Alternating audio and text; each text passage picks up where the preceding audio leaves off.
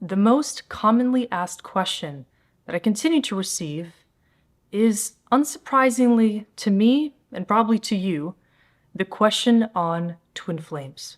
Why aren't twin flames in union? And what can we do about it?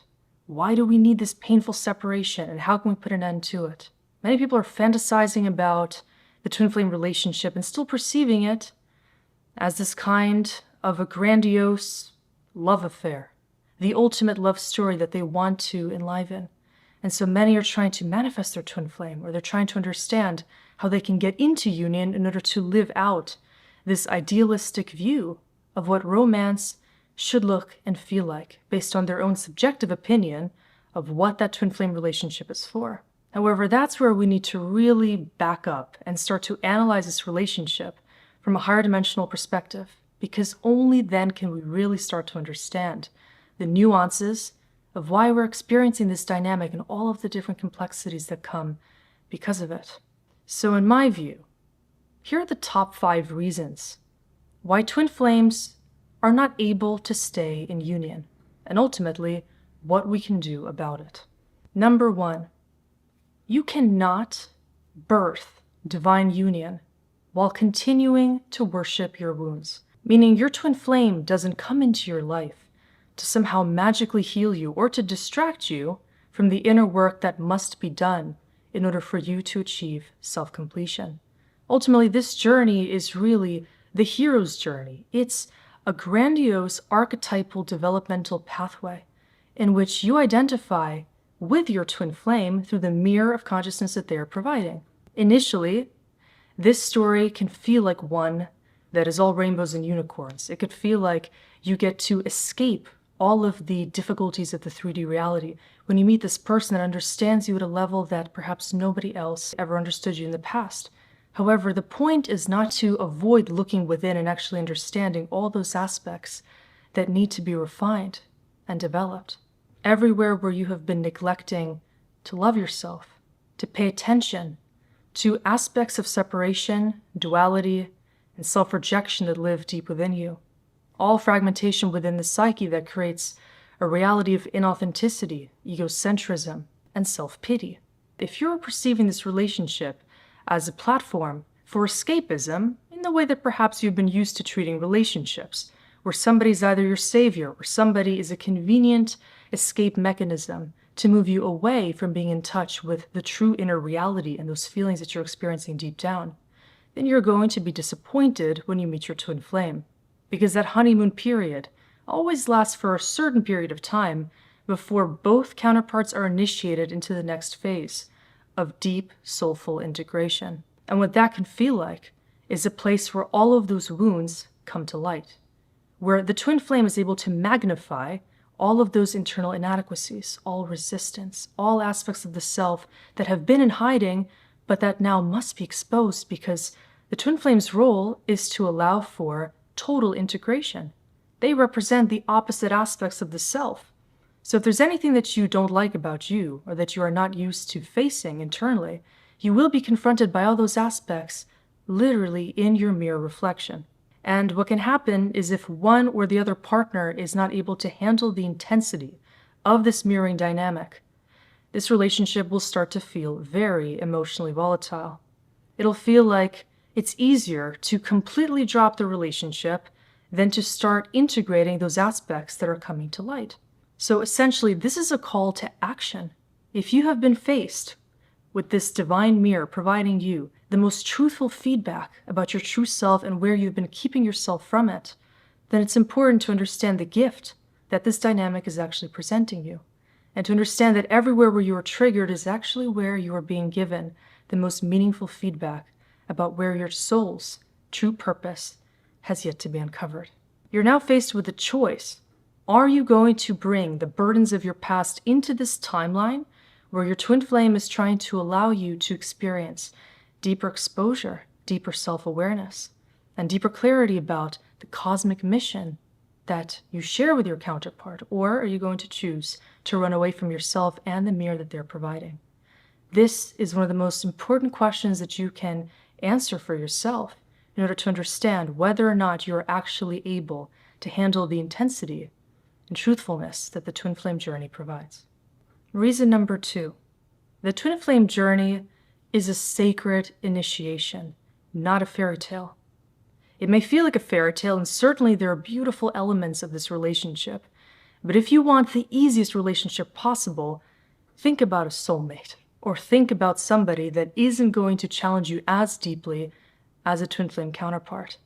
But the other side of the coin is that the twin flame also provides you the deepest opportunity to experience bliss. They provide you the portal into the deepest kind of self-acknowledgement, one where you get to experience the reflection of your soul in their eyes and in their energetic field, because what they perceive in you is an aspect of them, and their piercing gaze, beyond just the visual component and the physical reality, is an ability to penetrate into the energetic underpinnings of the self, beyond the programs, beyond the illusions, the masks, the filters, and all of the traumatic aspects that you might still be identifying with. Your twin flame sees right through all of that. And so if you can face all of those internal aspects that you have actually been guarding from the world, when your twin flame offers you that initiation, then you can allow yourself to be initiated into even deeper stages of self-love and inner union. Ultimately, this initiation is not one of romantic coexistence. It's not about taking two separate beings and trying to work together to achieve a union of complementary parts at the physical level. This union can only occur when both counterparts are committed to merging with themselves at the deepest of all levels. That means that you can no longer refer to this relationship as something that you're trying to change, externally speaking. You can't try to change this relationship by chasing the other person or trying to get them to validate you or to see you in a particular way. If you're used to, for instance, using romance as an opportunity to create a more inflated, positive sense of yourself. If you typically perceive partnership as an opportunity to boost your self-esteem, to feel safe and secure and validated by the other, then your twin flame is unfortunately going to bring you the red pill, initiating you into a reality in which you need to learn to validate yourself. Because what they love in you is a fractal of Source and the Divine One. And you must learn to love yourself to the same degree if you want a chance at being with your twin flame. When you are dealing with a partner that is not able to fully understand him or herself, then the choice is up to you. Will you continue to tolerate the acceptance of that energetic injustice, playing the role of somebody that is filling in the inner void of the other by creating a codependent relationship, or do you realize that that is not the purpose of a twin flame relationship whatsoever? The twin flame journey commences already with a much deeper knowing that we are here to understand how we can get to the highest point in our own consciousness developmental process, which means that if you're bringing any kind of disillusionment or distortion into this relationship, you ultimately are going to pay the price. Your twin flame is going to reveal to you exactly how it is that you are still maintaining that disillusionment, how you are lying to yourself, or how you are preventing both counterparts, you and the other, from achieving these higher states of consciousness together. This is a journey of conscious evolution, and so if there's anything held up in the mental, physical, emotional fields of either counterpart, that prevents the oneness experience from shaping up and from driving the conscious vehicle of expansion into the shared future. So ultimately, we can't look at this twin flame story as simply one that we romanticize or glamorize in any way. This is a painful path because in every twin flame story, one counterpart is not going to be able to handle the frequency of the other when those truths start to emerge. There's always a recalibration stage where one needs to learn to integrate that bold and cutting reflection that the other counterpart is providing, meanwhile not treating that as rejection or as conditional love at all. Once there is that piercing truth that emerges, allowing them to learn how to love themselves, they must learn to see that this is a higher form of love that has been given to them, a love that is not built on simply validating the ego and allowing for it to be consoled into complacency. True love has to do with choosing to stand up for the highest value system and choosing to do what's right, not just at the level of one's ego, but at the level of their soul. And so we need to be aligned as twin flames with our own higher selves to even stand a chance at experiencing divine union. Otherwise, those lessons are going to burn us and prevent us from experiencing this beautiful unity with our divine counterpart.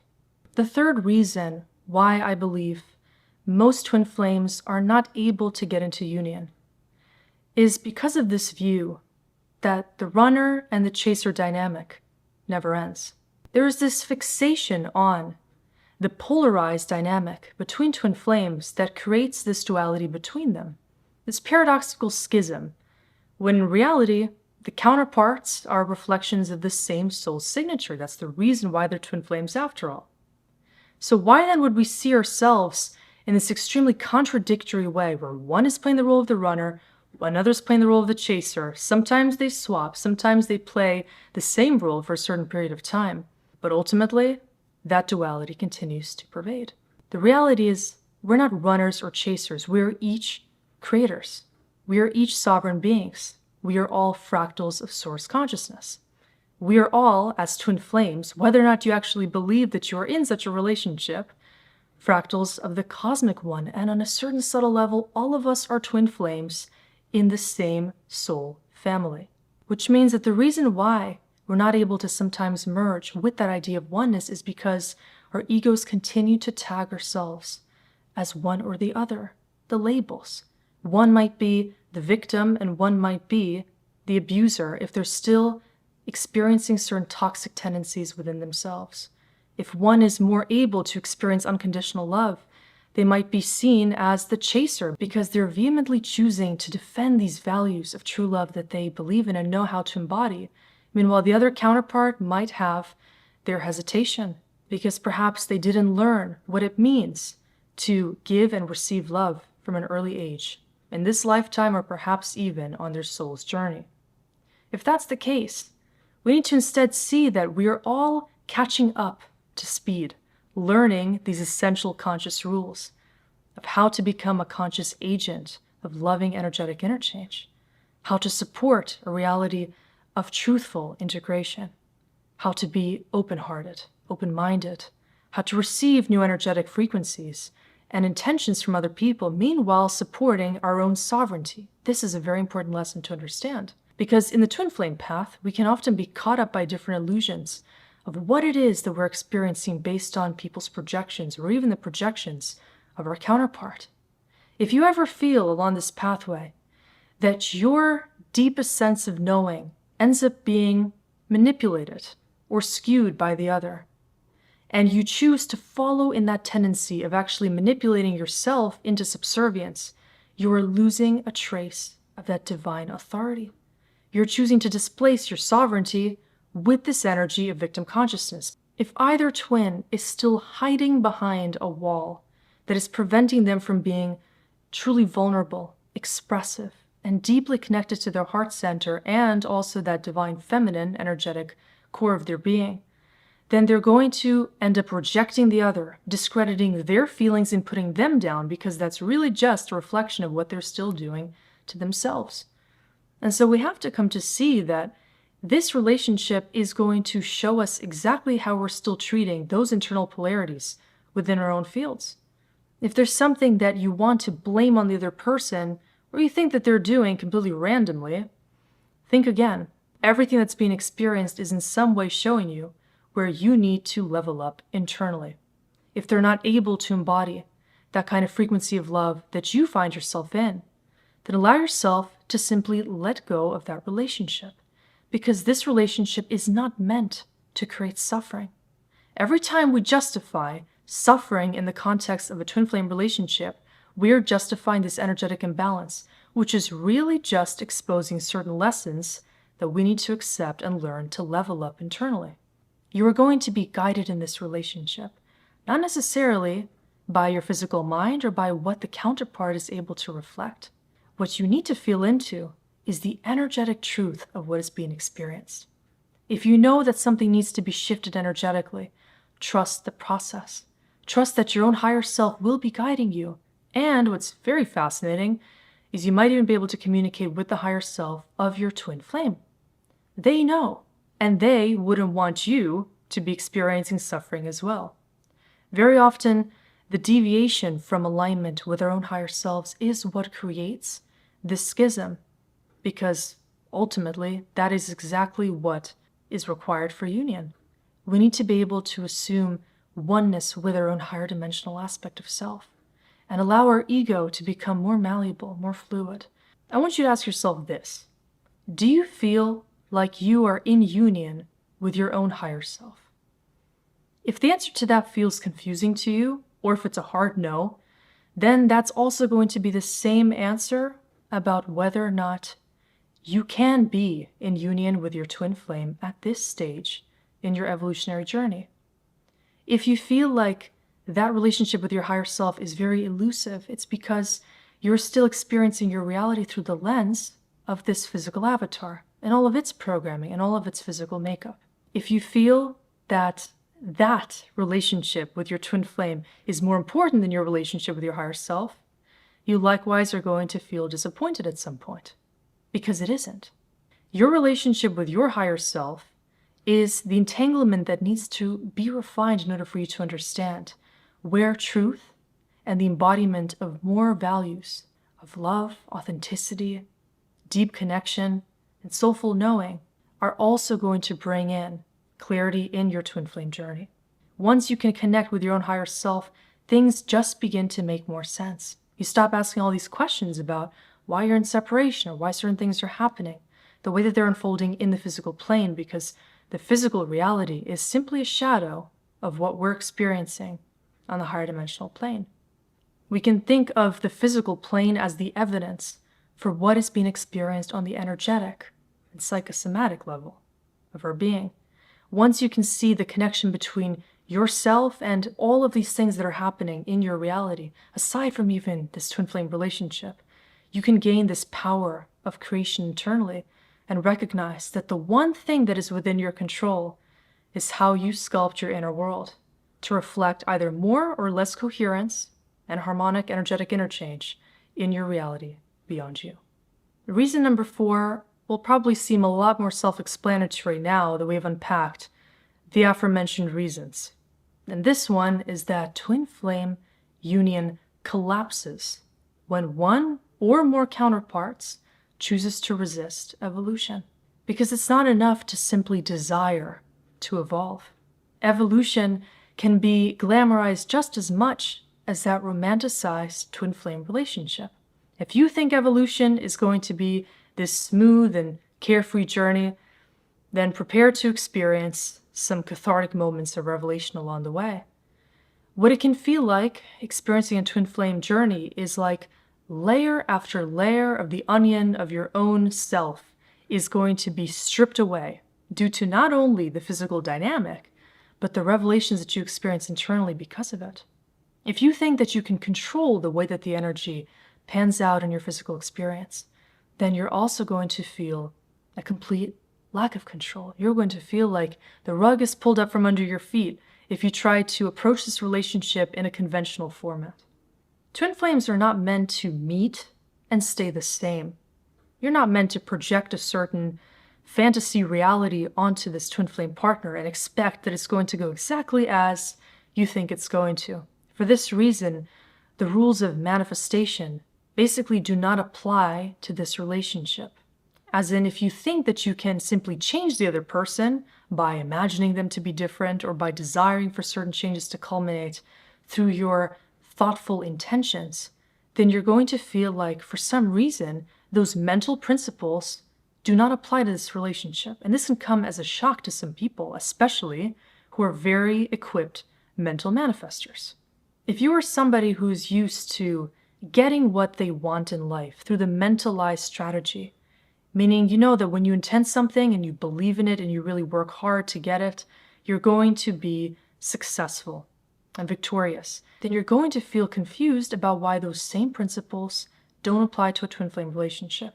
What happens if you try to push any changes into this relationship is you experience the boomerang effect. Everything that you try to push will eventually fly right back into your field. And that's because any kind of attempt to create coercively or manipulatively this change will end up creating a backlash, because energetically, you are simply pushing against yourself. Think of it this way. If you're pushing, then you're really pulling away from yourself and the need to create internal alignment that allows for the recalibration of the natural energetic balance in your field. That means if you're trying to get somebody to change, to show up and meet your needs, you're going to be shown that really you need to meet your own needs. If, on the other hand, you're used to people validating you when you give them love, you're going to experience actually that they're going to polarize and push away from you, because they're actually teaching you that you need to choose yourself in this relationship. Unless you can learn to truly love yourself, they can't connect with the love inside of you, because the love in this context is transcendental.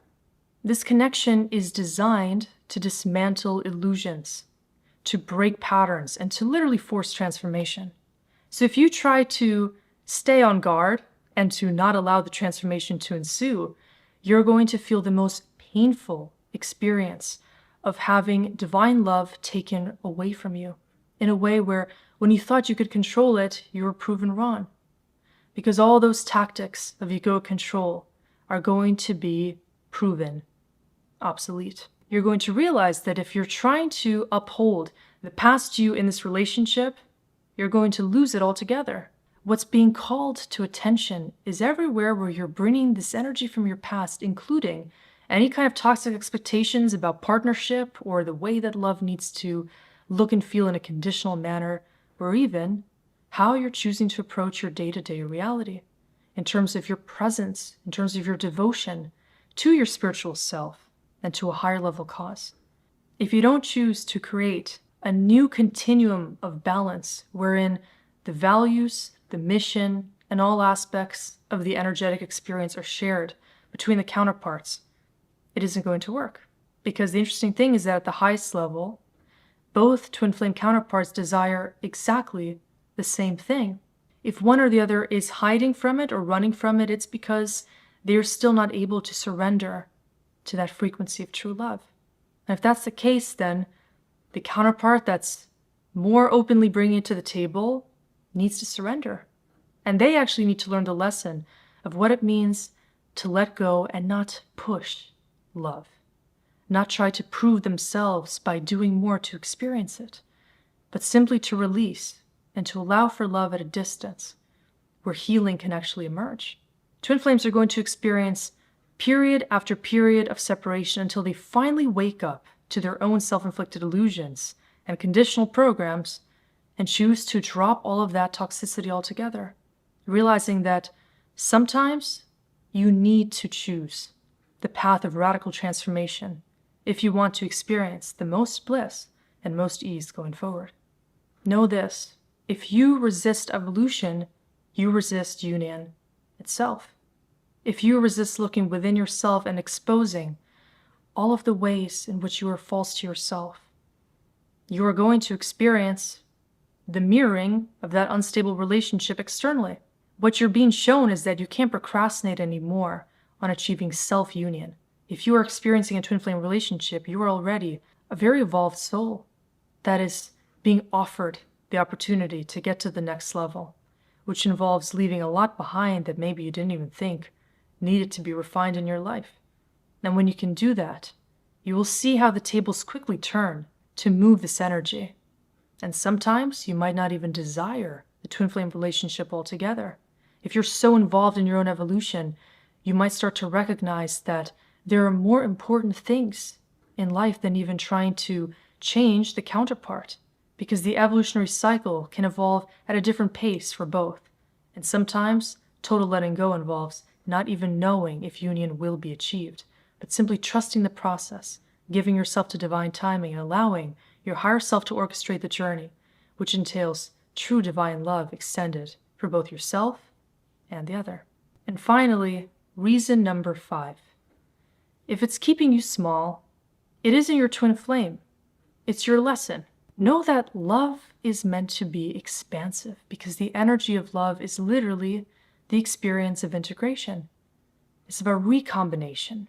It's about revitalizing your beingness by understanding that the more that you include within your field when it comes to feelings, experiences, perspectives, and more dimensions of the living conscious experience, the more harmonizing you can experience your own energy field and the reality of coexistence with everything else in existence. Then you will realize also that if love feels binding, possessive, attached, restrictive, fearful, or painful, there are lessons that still need to be integrated in the context of the twin flame relationship. And that is something that must be attained individually before the love begins to feel more fluid and more harmonized in the context of twin flame union. Twin flames are not meant for codependency. They're not meant for this kind of transactional relationship arrangement, which a lot of people experience, sadly, these days. Twin flames simply can't afford to, energetically, experience a lackluster relationship because the frequency of the mismatch becomes so debilitating that the nervous system of either counterpart cannot even function normally when that imbalance is present.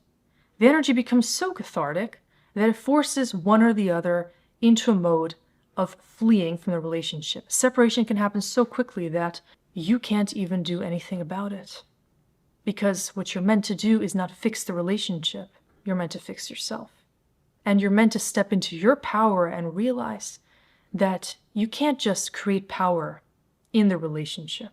You can't get the other to make you feel powerful. You can't use the other to create a more grandiose state within yourself. Anywhere where you're still used to treating other people potentially as extensions of your field will be shown to you as the most disadvantageous coping mechanism that prevents you from true soulful evolution. The healthiest thing that can happen in the context of healing twin flame dysfunction is actually letting go of relationships altogether.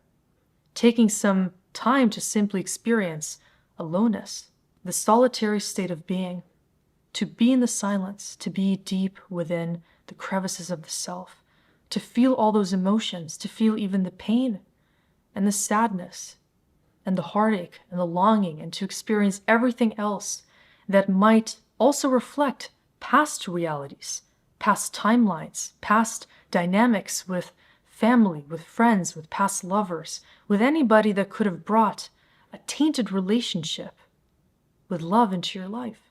If you choose not to look at all those people that have damaged your relationship with love itself, then you're going to project all of that inadequacy onto your twin flame and actually think it's their fault that they're not loving you adequately.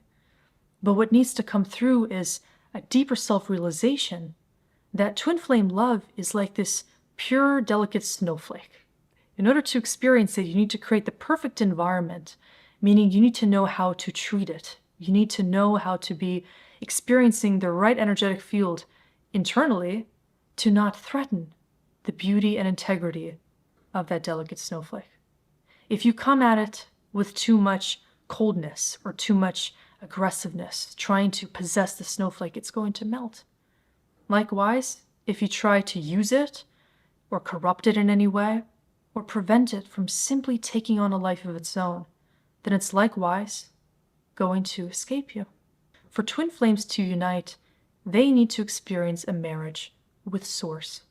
They need to decide to accept these spiritual universal vows internally and to not pursue them out of fear, not being afraid that if they don't remain faithful or loyal, like in the context of a 3D marital relationship, then there's going to be some consequence. This is not a relationship built on punishment or on any kind of falsity that you may concoct internally and prevent yourself from expressing externally.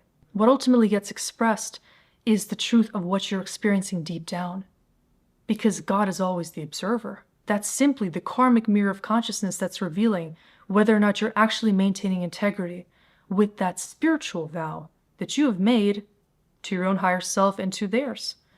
What that really comes down to is, how honest are you going to be with the act of love, and are you going to choose love fully? You can't choose love partially. That is simply a corruption of the purpose of this kind of divine relationship. Just because you think that you're evolved or that you're spiritually awakened doesn't necessarily mean that you've actually done the inner work that's necessary to maintain the delicate and tender nature of this relationship, because it always begins to grow new extensions that test your inner resolve and really gauge how open you are to consistent evolution. So ultimately, it's not a journey for the faint of heart, but you need to understand, if you've been experiencing this dynamic, that you are ready for it. If you experienced the first page of this story, you can't close that book and pretend that it never existed. You must desire within yourself to read it and understand it fully, to understand the larger universal context, and even get into the point of a transpersonal evolutionary path where you seek beyond yourself to understand the deeper why. Of why are we here experiencing this kind of a divine relationship? Is it really just for us to learn our individual lessons? Or perhaps this is the universe using us to raise the frequency on planet Earth. We're stewards of consciousness, and in the context of such a powerful divine union, it can be said that our optimal impact would be in the context of that relationship, but not necessarily relying on it to be of service to the Divine One. Our goal is to simply understand that choosing connection to our own cosmic source means choosing to not abandon ourselves along the way, and not to see love as this preferential, conditional, transactional tool to meet our own needs. To love requires courage. It requires openness, honesty, and an understanding that even feeling those emotional depths is a prerequisite. Because unless you're willing to feel fully and to be all that you are, you're simply going to trap yourself in this smoke and mirrors reality, which eventually will cause the twin flame relationship to slip out of your fingers like smoke that you might be feeding yourself to avoid the truly integrated state of being. It's time for us to understand that if we're experiencing this, it's not just to experience the beautiful aspects of love, but it's also to understand where we are hiding dark aspects that prevent love from existing and that destroy the delicacy of that pure dynamic, which can only exist if we likewise commit to the purest version of ourselves.